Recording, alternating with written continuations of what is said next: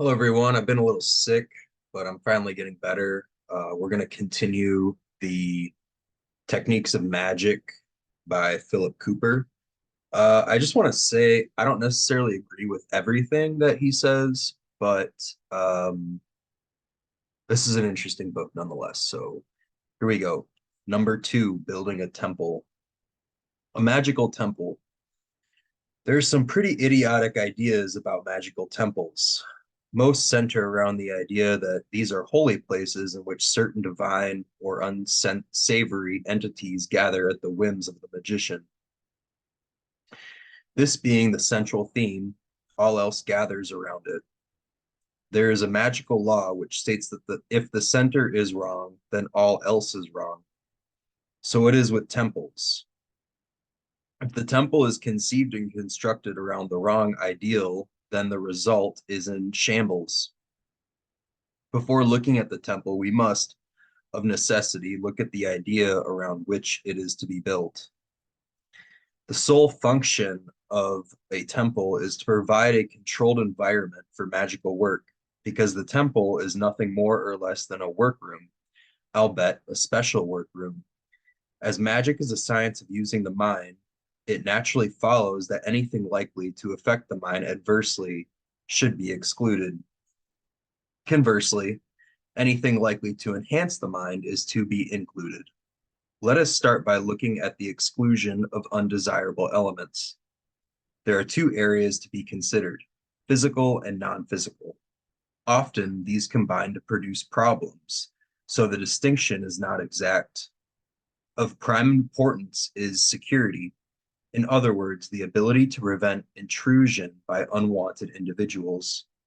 A strong lock on the door, together with heavy curtains over the windows, serves to reduce the possibilities of distraction. But more to the point, they help promote peace of mind.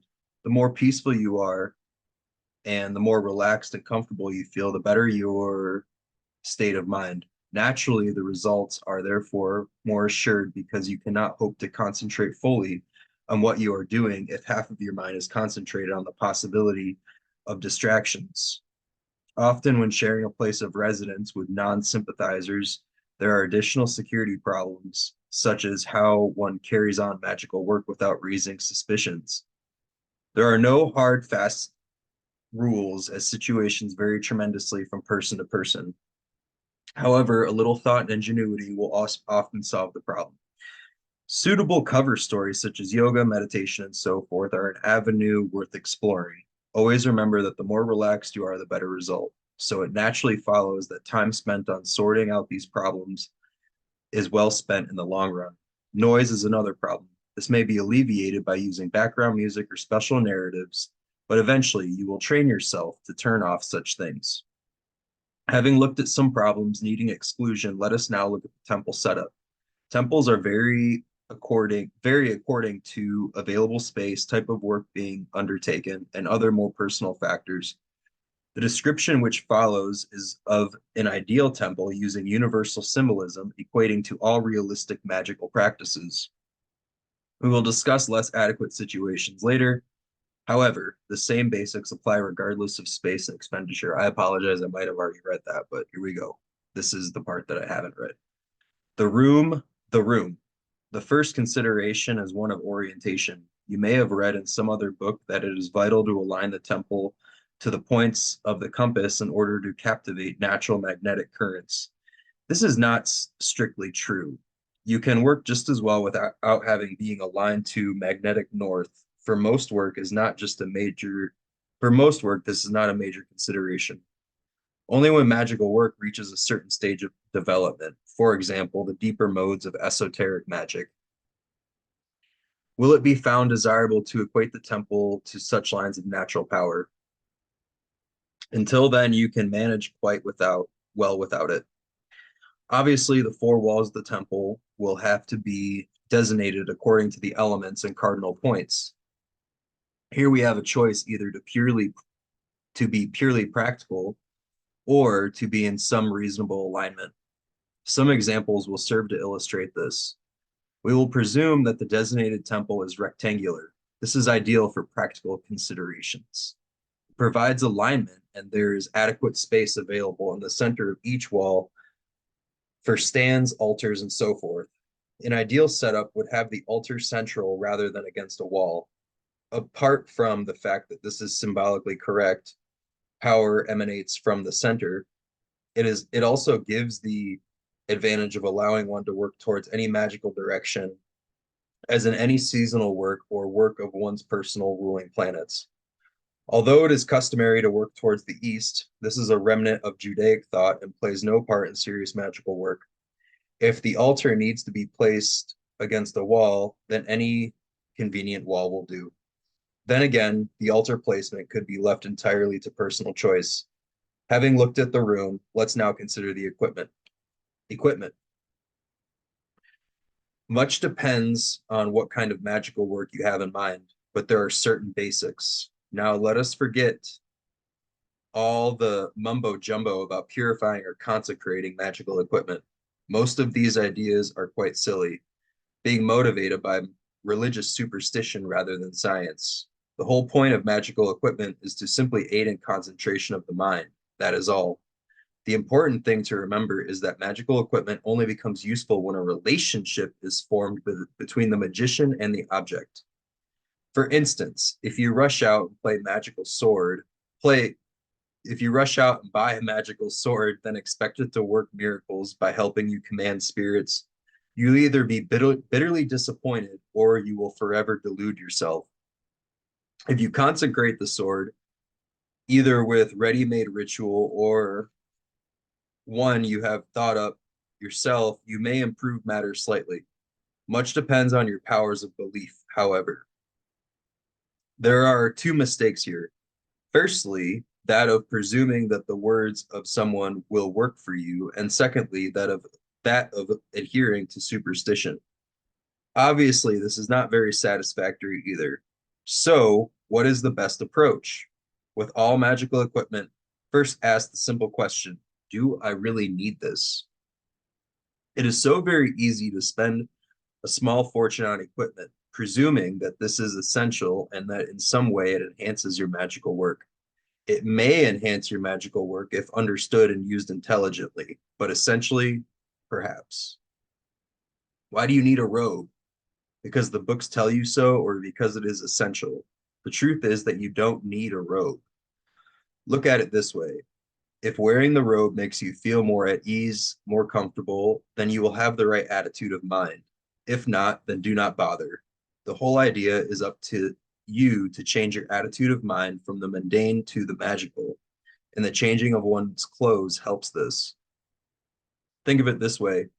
When you are going somewhere special, you dress up to suit the occasion, which of course makes you feel better. You fit in with the situation. Clothes help create the right feel and mood. Consider the idea of going to some splendid function in sweater and worn out jeans. You would feel out of place, uncomfortable, and ill at ease. You would not just throw on any old thing either. You would spend time thinking about what to wear and might even buy something special for the occasion. So it is with the robes. If they make you feel good, then use them. Also, remember the idea of choosing clothes for a special occasion and apply them to this idea of robes, to robes. The more thought you put into this, the better, which brings me to the next important point. Equipment is only as good as you make it. As mentioned, the relationship between you and your equipment is what really matters. How can you possibly have a relationship with a piece of equipment, I hear you say? Quite easy. Whatever you come into contact with, be this person's or things, you automatically form a relationship with it by virtue of your attitude of mind towards these. Now, a magical work attitude of mind is of paramount importance. We are, after all, dealing with the powers of the mind. The more personal contact between you and the object you intend to use, the better the result. This is one reason why occultists were encouraged to make their own equipment whenever possible. The making of some ritual object helps forge this link between link because the occultist will be putting his own thoughts and actions into practice. The end product is personal and is the result of using his ingenuity and imagination. Now, obviously, not without everyone, uh, now obviously, not everyone can seriously consider making a magical sword out of a bar of steel. This requires considerable skill, not to mention cost of the equipment needed to produce it. So, unless you have the ability and the money, this is out of the question. So, where do we go from here? Well, this is where the concept of ritual consecration came from. The idea is one of personalizing the object in question and forming a special relationship with it. Other ideas have also been used, such as inscribing of sigils and mottos, all designed to make the object special in a personal sense.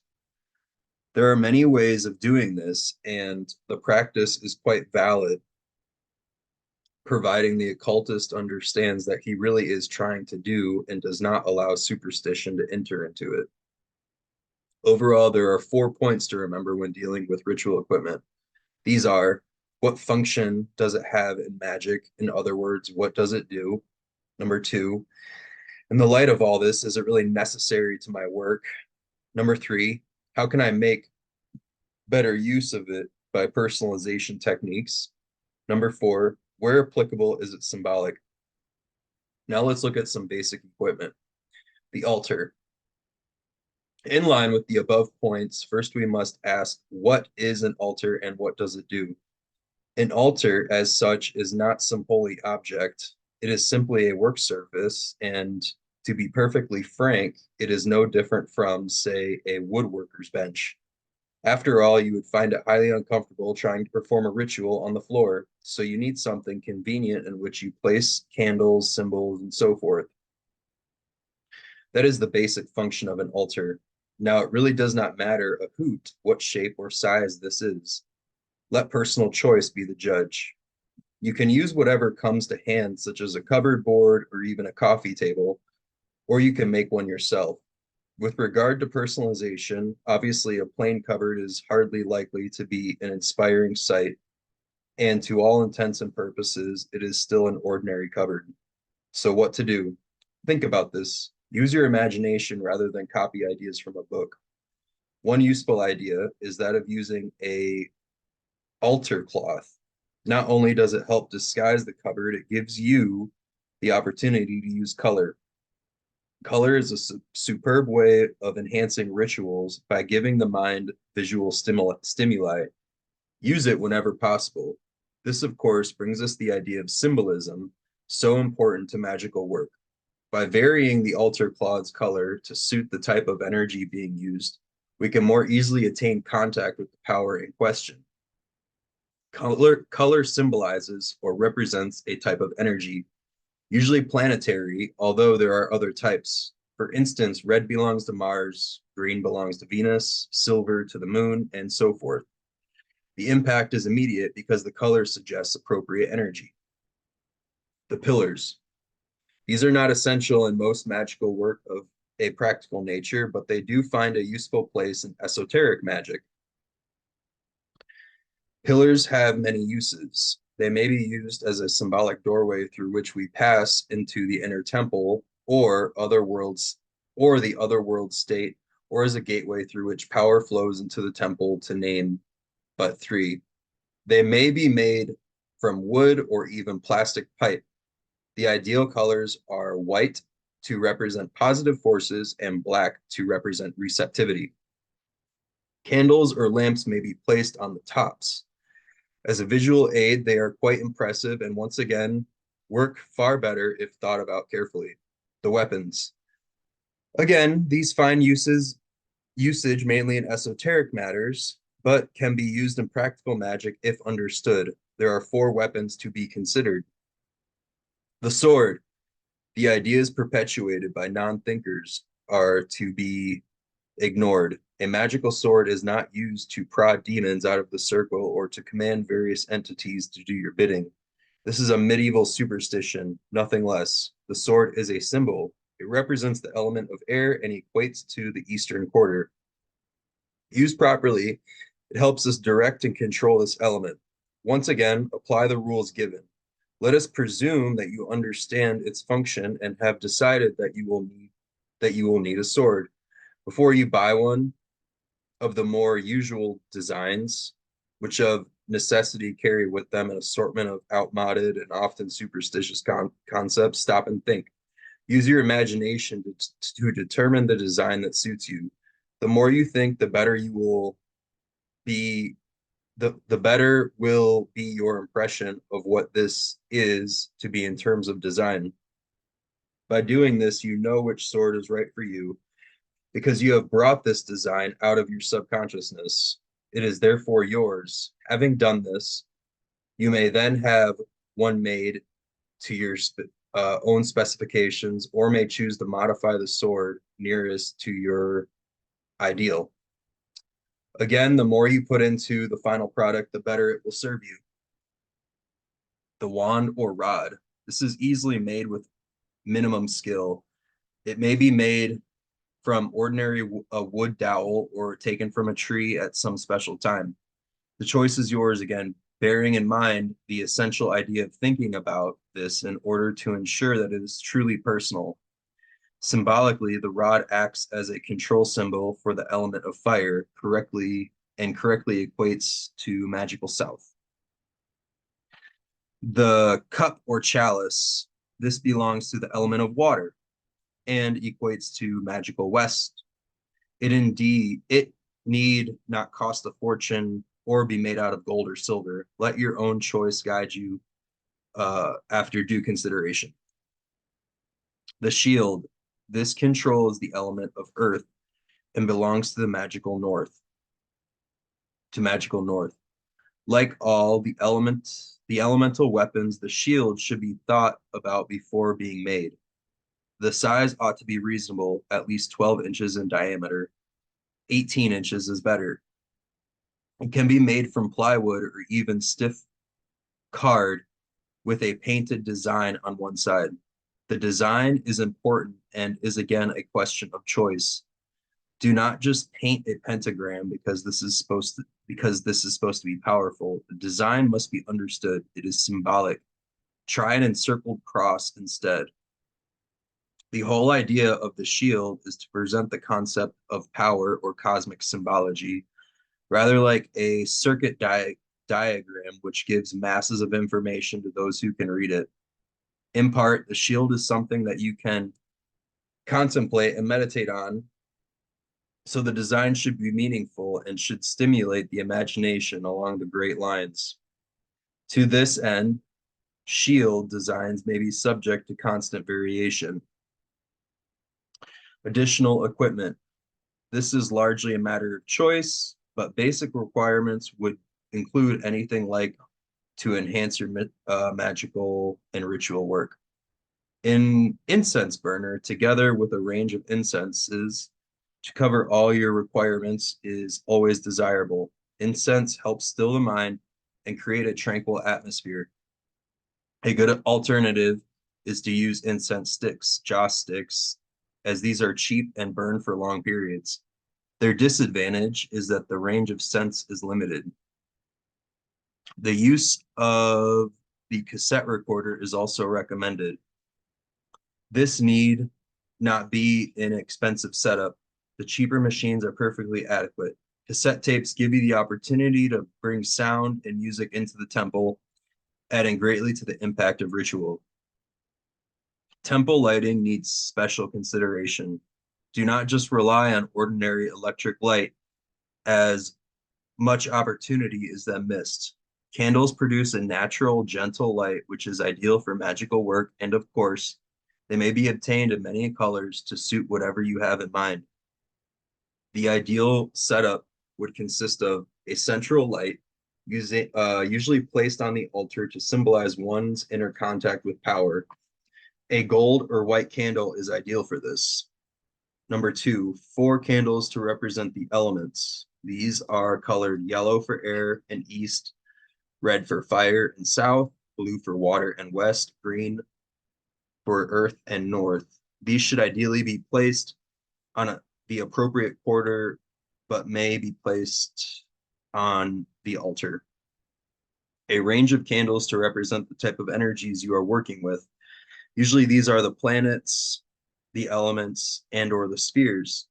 For instance, if you were working with energy of Mars, then a red candle would be used, red being the correct color correspondence of Mars.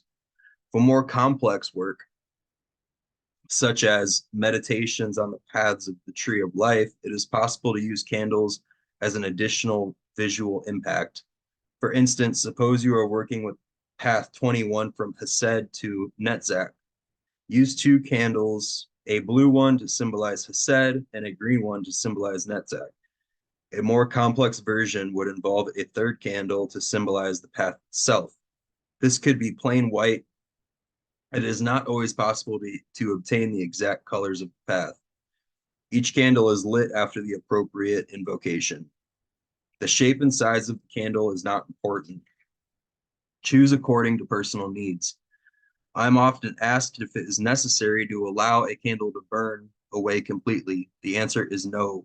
Candles may be reused as often as you would like unless you have a particular reason for allowing them to burn away in one go.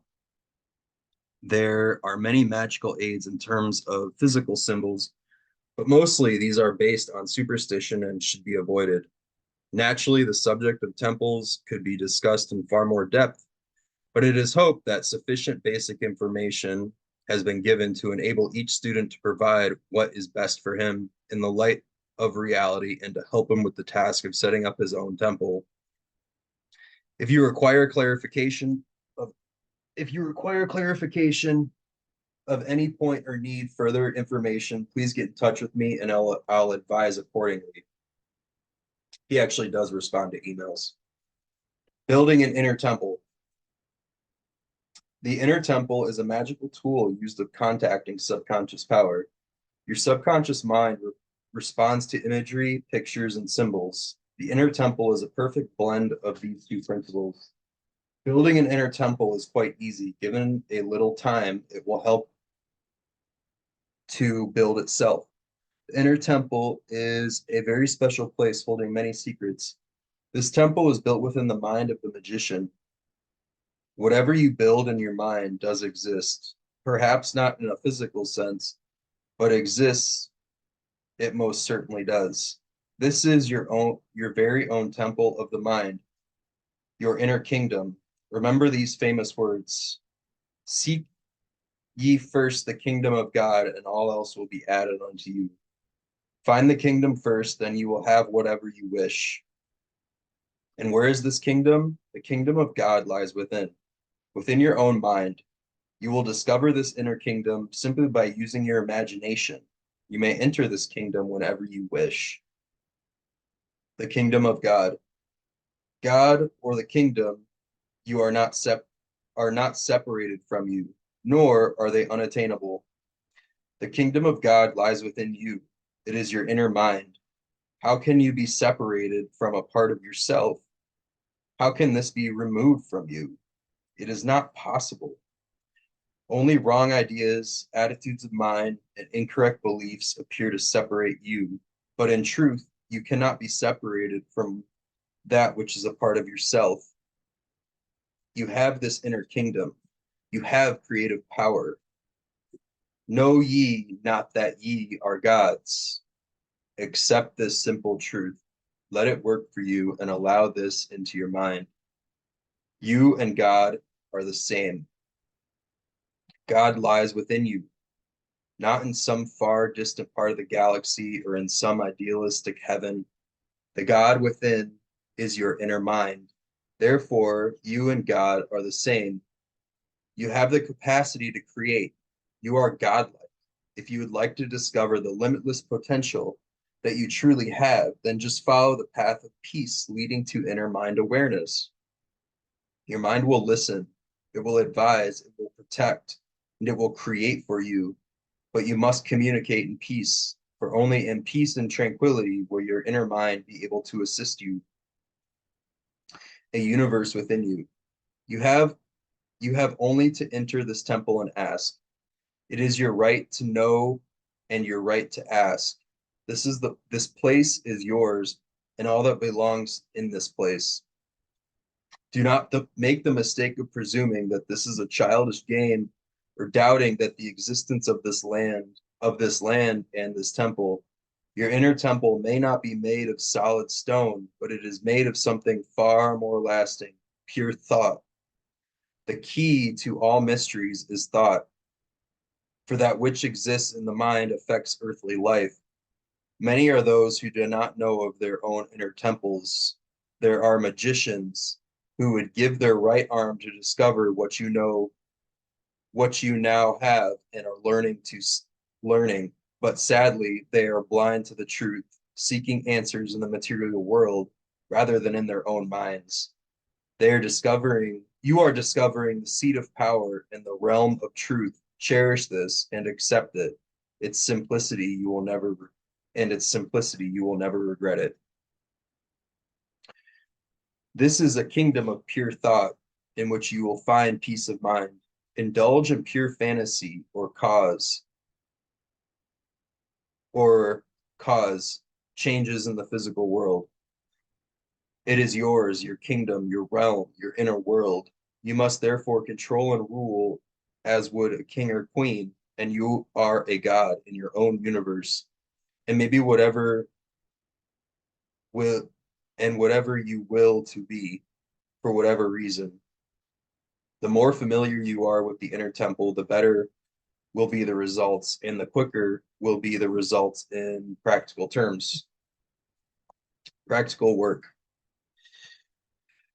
You will extend the ideas given to you in chapter 1 and use the principles given in this chapter. The use of the inner temple will increase your contact with power.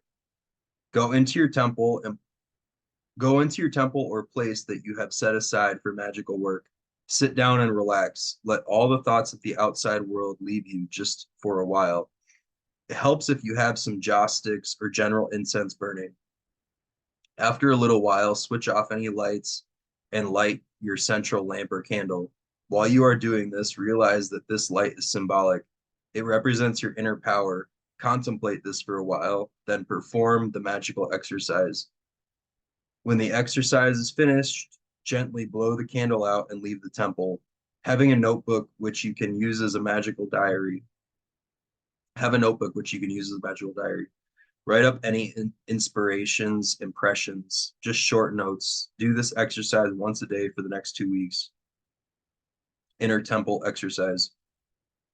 Just imagine you see in front of you the circled cross. Move towards the symbol. You see that symbol. It is emblazoned on a door. Move towards this door and touch it. The door opens, revealing a path.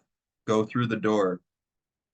You now find yourself surrounded by wonders of nature, trees in all shapes and sizes, flowers in the profusion of color and scent, birds singing as if expressing the sheer happiness that only true freedom can give.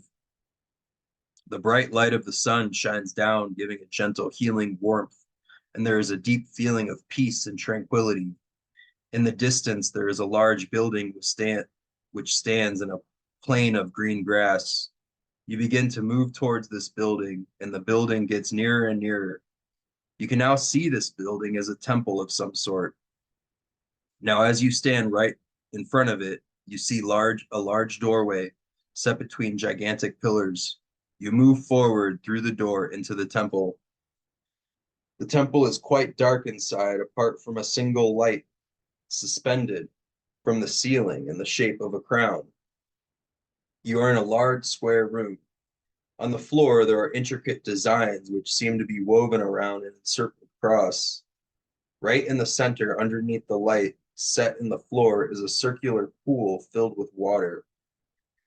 Set in the middle of each wall is an archway and door. These are colored. The one in front of you is yellow. The one on your right is red. The one behind you is blue. And the one to your left is green. You move towards the yellow arch. Floating in the air in front of the door, point up, is a sword. Let this sword, look at the sword and study it well, for it is yours. Something is engraved on the blade. Can you see what it says? Move towards the red archway. Inside the arch, floating in front of the door, is a spear. Once again, there's something engraved on the shaft. Now move on to the blue archway, where you will find a chalice. There it is. Look at it and study the engraving on it. What does it say? Finally, move to the green archway. Inside, move to the green archway. Inside, in front of the door, is a shield. It is a very simple yet special design on it. Remember this as you are in your personal design. There is also something engraved on the shield. Can you see it? Now go back to the pool in the center of the temple. This is a magical pool. The water is not really water. It is power and energy. Later on, you will learn how to use this. It does have one other use, however. Just like a crystal ball, it can be used to see into the future. Look into the depths, and it will tell you things and give you answers to questions. Look into the depths and allow the images to come to your mind. If you like, you can select some music and have it playing through the exercise period. Spend as long as you'd like meditating in the pool. A good long period is about 5 minutes. When the exercise comes to an end, there is no need to go the long way back. This is a magical land. Right in front of you, there is a door. Just walk towards it, and you are back in your own room and in your own time once more. Before you forget any important points, write these down in your notebook. One day they will come to be very useful. Always remember you can enter this magical temple anytime you wish. Eventually, you will make the journey in a few seconds. Number 3, the cosmic scheme. In this chapter, you will learn how to build a bridge between yourself and the infinite source of power. Although this may sound like a sweeping statement, it is not. It is perfectly feasible. In fact, this bridge already exists and needs only to be recognized once more. Well, let's start by looking at the truth about life, the cosmic scheme.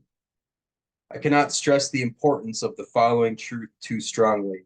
U equals beliefs equals life energy. This formula is the foundation on which life is built, and it is a major key which unlocks the doorway to power. You. You are a totally creative being. Nothing happens by chance, fate, or luck. Nothing in your life exists by virtue of the fact that you thought these things into existence. Before you start to counter this by pointing out obvious facts such as that you lost your job or fell ill through no fault of your own, and that you would never deliberately bring this sort of thing upon yourself, stop and read on. You have access to unlimited power and total free choice in the way in which you use this power. This, of course, applies to everyone else and has an important bearing on achieving successful results when dealing with other people. So why do these things go wrong? Why is there such illness, strife, and lack in life? The answer is quite easy to see if you take time and trouble to consider the ideas given in this book. We're going to stop there today and pick up sometime soon.